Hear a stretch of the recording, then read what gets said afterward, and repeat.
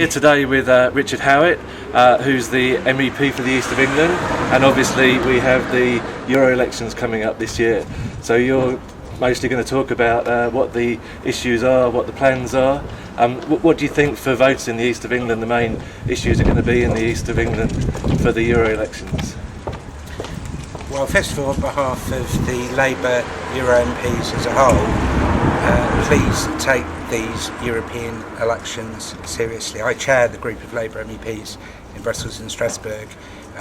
Euro MPs always say that you would expect us to do it, but these elections are crucially important. Why? Firstly, it really does matter how many Labour MEPs we get into the Parliament for the decisions that Europe takes on jobs, on trade, on the environment and on transport. And in this European Parliament, where the right and centre-right haven't been in a majority, there's never a majority in the European Parliament, but where they have been the biggest party and therefore the biggest influence, we've had to play a defensive role, stopping things like the damage that was threatened by the Services Directive or the Ports Directive, laws which would have undermined workers' rights, which would have cut away from people's right to quality public services. And so we want to get back to a situation, not just for Britain, but for Europe as a whole, where the socialist group of MEPs is the largest group, or challenging to be the largest group. And the second reason why these elections are crucially important is because, unusually, this European election is not a mid-term election, something that with Labour in government, if we get a bad result, that it can just be dismissed and say, oh, Labour will build back. This is an election which is now some less than 10 months away from the last date of the general election, and however we do, it's going to affect and shape the national perceptions on where Labour stands and our prospects for that general election. So both for electing Labour MEPs and getting the biggest possible Labour and Social Democrat and Socialist influence in the European Parliament, but for protecting and promoting our party and the prospects of getting Gordon Brown re-elected at Westminster, we have to take these elections seriously. Now, you asked me about my own constituency, the East of England. It's an area where we're right at the sharp end of fighting the Tories. One Labour MEP, me, and 6 other MEPs, 3 of them Tory, 2 of them UKIP. What is important is that we expose the extremism, the xenophobia of the Tories and of the UKIP, people who just spend their time negatively criticising Europe, don't sufficiently or constructively, in my view, in any serious way, try to represent our joint constituents from this region, but simply propagandise to their own prejudices of their own party members. That is not a serious way of representing the constituents who elect you, and we need to expose the Tories to the UKIP for doing that. The fact that it is a proportional representation system means that it's a different approach, in that every vote counts, therefore you've got to get as many people as you can out, and there's maybe less focus on the centre ground. Is that true, do you think, or does it follow much as it would for a parliamentary election?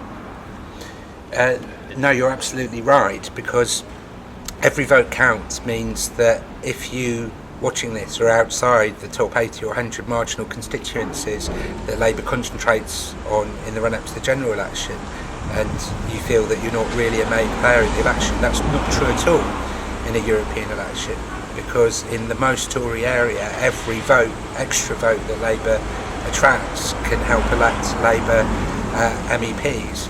But it's also true what you say in relation to who our enemies are.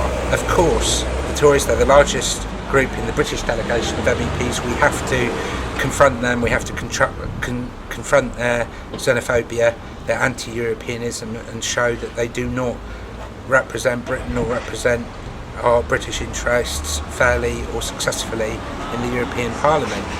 But our success as Labour in getting Labour MEPs re-elected is about not simply our vote relative to the Tories, it's about our vote relative to the other parties, including the Greens, including of course the Liberal Democrats, who are to the right of the Tories on many social issues.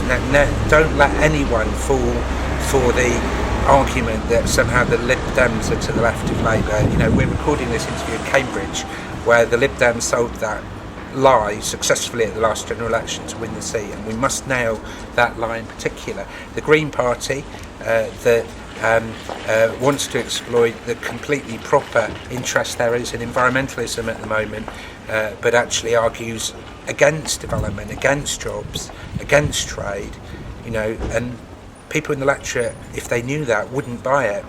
And of course, crucially for us and everyone on the left, the BNP. If 1 in 4 UKIP voters votes BNP here in the east of England, they will win a member of the European Parliament. UKIP outvoted Labour. They have got 2 UKIP MEPs to me, 1 Labour MEP in this region.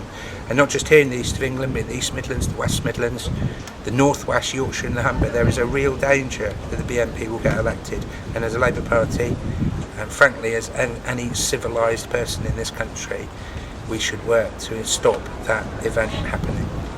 And in terms of the actual campaign organisation, is that coming through the regional party offices and the regional boards, or is it for the individual MEPs through their offices? I mean, what's the best place for people to kind of, if they want to connect in and get their MEP down to an event, how should they go about doing that? Well, work with your Labour MEPs all the time, irrespective of the election. That must be the message. We are proud to be Labour. We are fully integrated in our local parties. You know, here in the east of England, I'm often the flag waver for the Labour Party in many constituencies that have lost MPs and lost councillors, and I'm proud to undertake that role.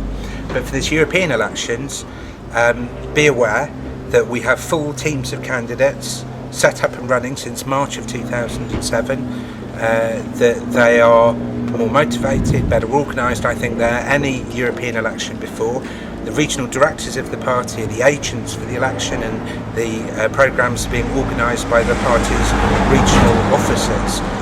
And all of us, MEPs and candidates, are taking part fully in the national campaign days for the parties and want to be invited by local CLPs to speak to you, to speak to your fundraising events, to campaign with you, not just the short campaign before the 4th of June 2009, but throughout the period between now and then.